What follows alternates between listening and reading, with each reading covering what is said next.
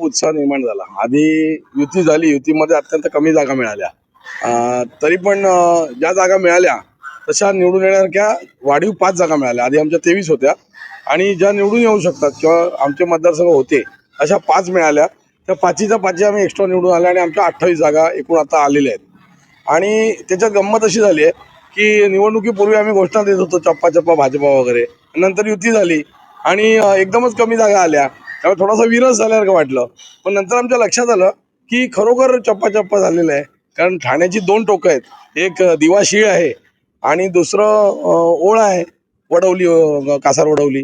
तर दिवाशीळ आणि वडवली दोन्ही ठिकाणी आमच्या जागा लागल्या, म्हणजे दोन्ही बॉर्डर्स मध्ये भाजपचं कमळ फुललं, भूमिपुत्र निवडून आले आणि मधल्याही जागा ज्या आमच्या नव्हत्या त्या ठिकाणी त्या वाढ झाली आणि आहे त्या आम्ही टिकवल्या। आणि म्हणून ते दिवाशीळ ते वडवली, भाजप वाढवली हा एक उत्साहाने अचानक घोषणा स्फुरली आणि ती कार्यकर्त्यांनी उचलून धरली। साहेब, आता सीट ज्या आहेत त्या बऱ्यापैकी आल्या आहेत। भारतीय जनता पार्टी जसा पारदर्शक कारभारासाठी महापौर पद महत्वाची पदं लागतात, त्याबद्दल काय भारतीय जनता हे बघा, महापौर पद मिळवणं हे काय आमचं कोणाचं व्यक्तिगत उद्दिष्ट नाहीये।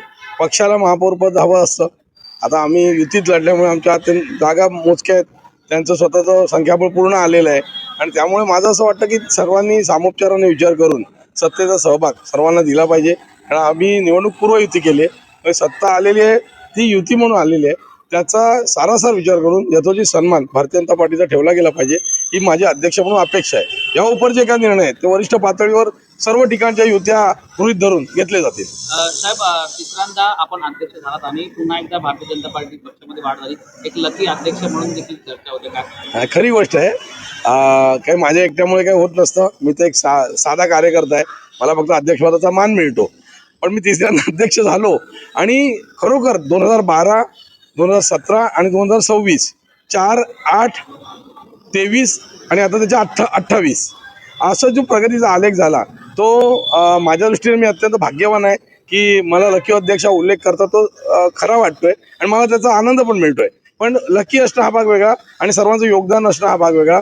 मला असं म्हणायचं आहे की आमचे प्रभारी निरंजन डावखरे, प्रमुख संजयजी केळकर, माधवीताई नाईक आणि सर्व आमचे पदाधिकारी यांचा अत्यंत परिश्रम, मेहनत आणि सामूहिक काम याच्यातून आम्हाला हाही अत्यंत कमी याच्यात पण सुरेख असा आम्हाला रिझल्ट मिळालेला आहे। आणि मेन म्हणजे रवींद्र चव्हाण यांचं मार्गदर्शन यामुळे आम्हाला हे लाभलेलं आहे। मी ठरलोय हे सत्य आहे, पण ते लकी पुरतच आहे, काम सर्वांचं आहे। मी असताना हे नेमकं घडतं याचं मला खूप समाधान आहे।